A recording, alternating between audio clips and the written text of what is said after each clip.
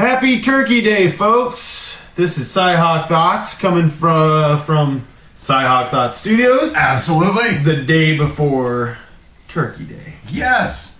Happy Wednesday, everybody. Yes, happy to be here. I'm just happy. I'm just happy. Well, you should be. I'm happy, and as well. It's not a feeling that Iowa State's had much. We have had this type of feeling in the Paul Rhodes era, but not a feeling of knocking off a top 5 team. Never been done. Congratulations, Cyclones. Congratulations, Paul Rhodes. Congratulations to the University of Iowa State.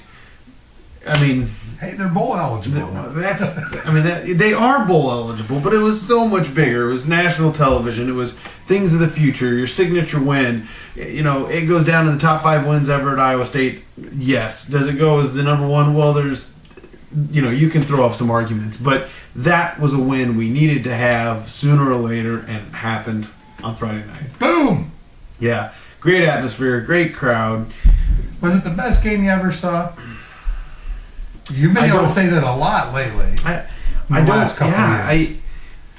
I think it. I don't think it. At least for me, it did not surpass the Iowa game of this year. I think I was so much your Super Bowl because of course it was. Thanks a lot, Chuck. I mean, yes, that's first one. It was the best. You're keeping score at home. It was the best game I've ever seen. No, I think it was just because I was so much in awe, or I went in just kind of numb because it just felt like we didn't have that chance. And by the time, and plus we were down by 17 at one, 17 at one point. 24-7. It just didn't feel like we should be there, and it just kind of snuck up on you, and before you know it, you're sitting there just kind of, do we just win? Yeah. And so it didn't carry this emotional buildup, for me at least, throughout the entire game like the Iowa game did. Gotcha. So I don't know if that's understandable to anyone out there. It snuck up on you. It did. It snuck up. It all came crashing in, at the last moment, but, it was amazing, don't get me wrong. I just didn't have the same type of overwhelming I want to hug a stranger that I did for the Iowa game. I understand. I was hugging people, but I knew those people. Yeah. Just but the Iowa game, I just wanted to go up and you just wanted to hug. Yeah, basically. So it was hard to explain the difference. It was a great game. I'm not taking whatever I just said there, which I can't even remember anymore. I'm not taking away anything from that win. It was special. It'll go down as probably one of the best wins in Iowa State history. So congratulations, Clones fan. If you want to read a little bit about the game, go to Caffeinated Thoughts. Check out my article, CyThoughts, the Cyclones are BCS Busters.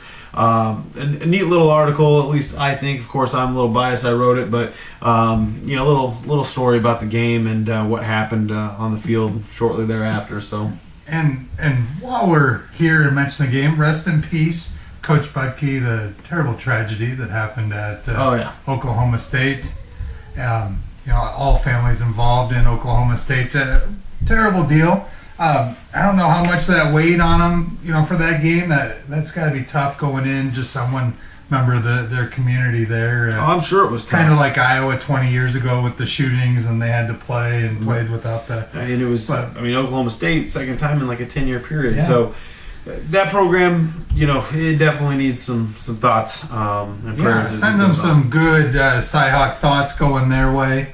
But taking nothing away from that game, a great game for Iowa State. Let me ask you a question, because I heard this before the game, and I disagreed with it, but I'd like to get your take on it.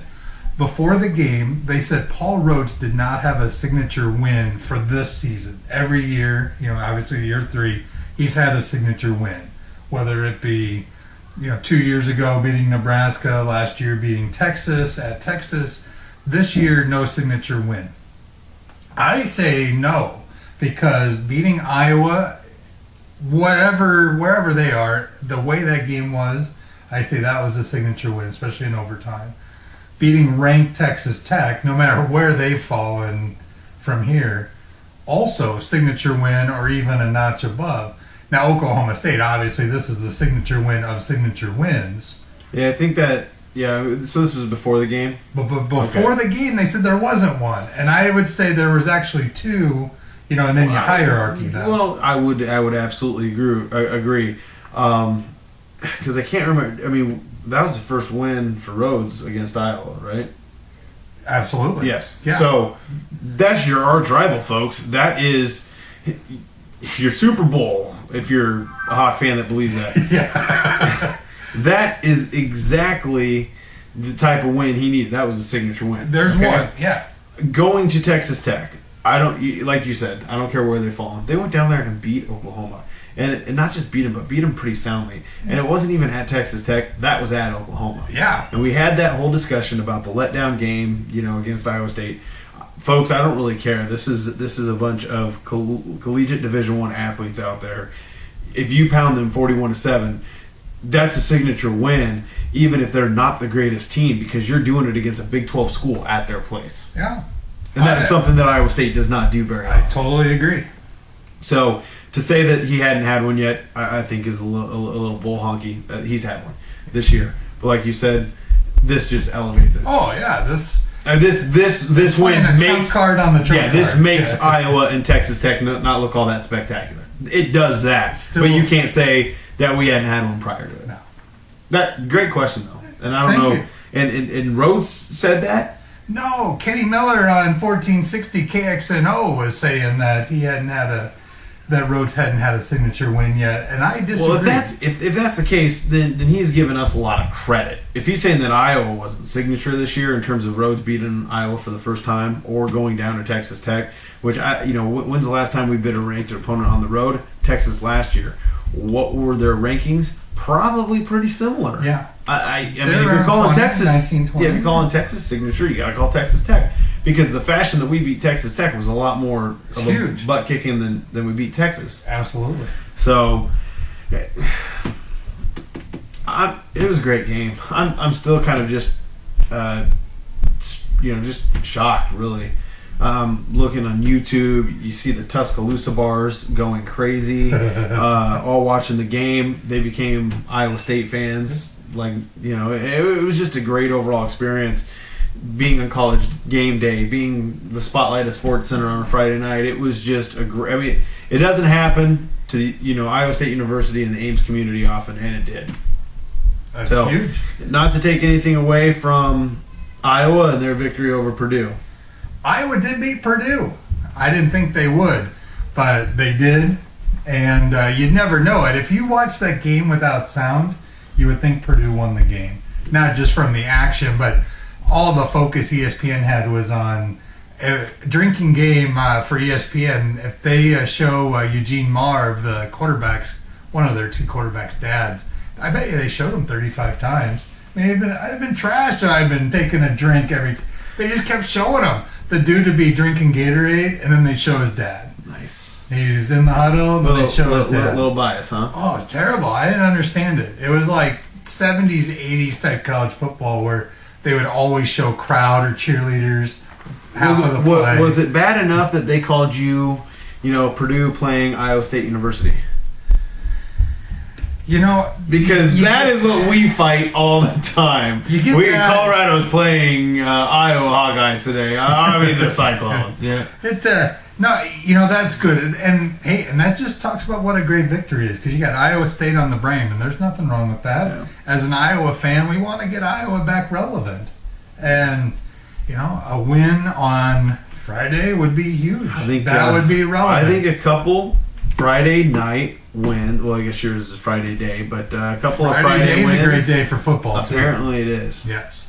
But yeah, I thought Iowa came out. Marvin McNutt had another highlight film catch. Yeah. The guy's just playing out of his mind. He also had a blooper catch too. Yeah, I'm putting him in top 10 wide receivers in the country right now. I don't think, although not a semifinalist for the Blitnikoff Award, one of the big travesties out there this season. I don't understand that at all, because he's definitely top 10. Yeah, I agree. He's top 10 in my books.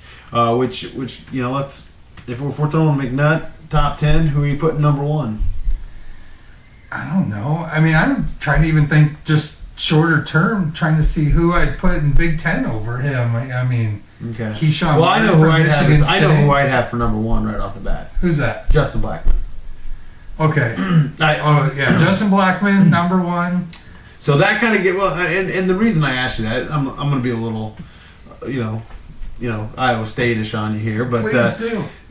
Justin Blackman being number one. I think I have McNutt in my top 10. I wouldn't see it any other way right now.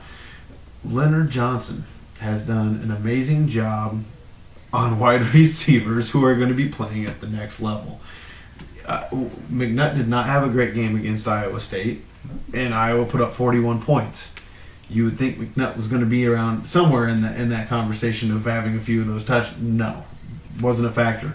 Justin Blackman, he had a touchdown, but Leonard Johnson frustrated him all game long. For as many times as Whedon threw him the ball, 99 yards and a touch is not a great day for a collegiate level game for Justin Blackman. Yeah, that guy will be one of the best receivers in the NFL.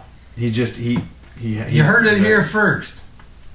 Yes. Pick him in your fantasy. Maybe if you have a dynasty draft, you could pick him and ride him forever. You're not going to see a guy like that comes around every few years. You had your Calvin Johnson, and then you have your Justin Blackman. Now everyone was talking about Des Bryant, and he's a heck of a wide receiver. I think even Blackman following Des Bryant at Oklahoma State is even a better move. That's Oklahoma State can grow them out there. Kind of like Michigan State. Michigan State had a little run there where it seemed like they couldn't do wrong with wide receivers. Michigan State. Rodgers, and then... Well, and before that, they had Ingram and Andre Rison. Good. I was they just keep loading Charles Rodgers. Rodgers. That was it. No, I think they've had some good wide receivers throughout the years. They had Jeff Smoker. He was a great quarterback. So was Pittsburgh. Pittsburgh's been one of those wide receiver type schools. So that's some good thoughts on both the games.